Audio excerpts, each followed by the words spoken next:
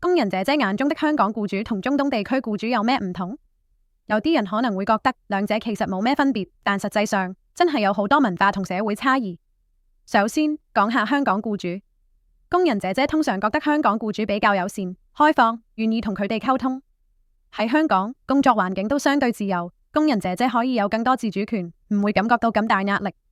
相對嚟講，中東地區嘅僱主形象就唔同。嗰邊嘅僱主通常比較傳統，對工人要求嚴格，工作環境亦都比較封閉。工人姐姐可能會面對更多壓力，少咗同僱主溝通嘅空間。再講講文化差異，香港文化較為多元，尊重個人自由，工人姐姐感受到嘅尊重會多啲。而中東文化可能較強調階級同權威，工人同僱主之間嘅界限更加明顯。最後喺社會環境方面，香港法律保障工人權益，工人姐姐通常可以享有公平對待。而中東地區工人嘅權益保障就相對較少。希望大家聽完之後，對工人姐姐眼中嘅僱主形象有更深入嘅了解。多謝大家收睇，如果你鍾意，記得like同share啦。